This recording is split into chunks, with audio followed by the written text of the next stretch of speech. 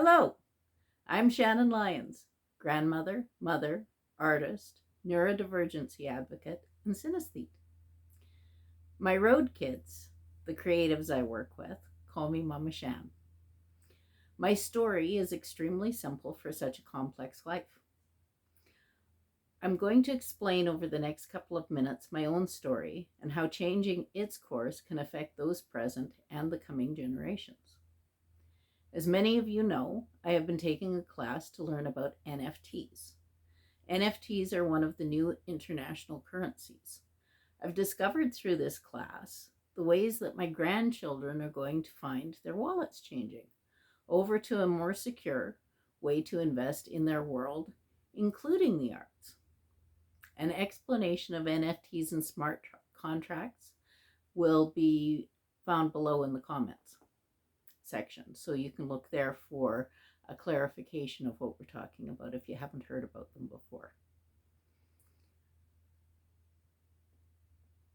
Have you ever had an experience that came out of nowhere and changed your life? On Tuesday, December 8th, 2009, my looking glass revealed the world in a way I'd never thought existed, let alone included me. In that moment, I felt through the looking glass into the real world. I was reading M. Teresa Clayton's Sin blogs about a boy in Australia who makes art from music. I knew nothing of synesthesia at the time. I knew I was different, but not how intrinsically my world was different, and that my world was missing many of its major components of the truth. My world, my crazy little world, my too sensitive to everything, crazy little world, finally got an answer as to why it seems I was so too in so many ways. The reason the article has been done about the boy was because he was chromesthetic. That moment at 44 and 2 days old, I finally understood hearing was only supposed to involve the auditory portion of the senses. I knew of conjoined twins, but never had I heard a whisper about conjoined senses. Synesthesia. Over the intervening years, as my understanding of synesthesia and the neurodivergency I discovered to be my truth, I finally offered myself these self-prejudice shattering keys to my happiness. They provided me the freedom of knowing for myself who I was myself, with acceptance and grace, identifying my differences rather than my deficiencies, the consciousness of being able to rewrite my past stories according to my own owner's manual. Understanding my own unusual options has made me passionate about attaining the same thing for others. It's such a freedom. I've forgiven myself the inability to be alike, and I've embraced the possibility held in our differences.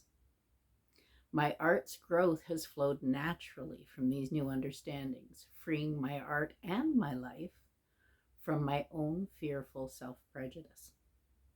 Now I offer you the same opportunity with every art piece.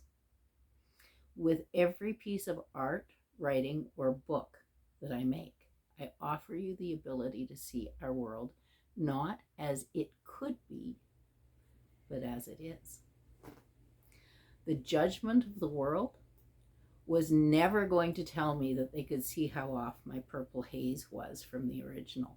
They were never going to recognize the music I had pinned to a sheet of paper or had stretched onto canvas. I began in earnest showing people what music looks like and how the experience they were having could be so fundamentally different from my own. My vision is of a world where our differences are our art, instilling society's latest choices of interaction with curiosity rather than judgment. If we can replace judgment with curiosity, it can help to facilitate a path to world peace. In addition to this week's Caring and Sharing project, and over the coming weeks, I have several events I'd love to see you and those you love participate in, such as the Shifting the Gifting Week. That starts mid-October, followed by our Coloring with Your Ears contest. You're going to see how well you can color in the music, and if yours is anything like mine. The last week of October, we're going to be doing the Making Sensual Practical week, and it is your final opportunity to participate in this project and will include the lyrical part of the art process. For all of the other information, read below, and I hope to see you participating in one way or another in all of these weeks, because it's going to help with my advocacy project, and I think it's going to help with the long-term goals for our planet. And besides that, you get to see some pretty cool art.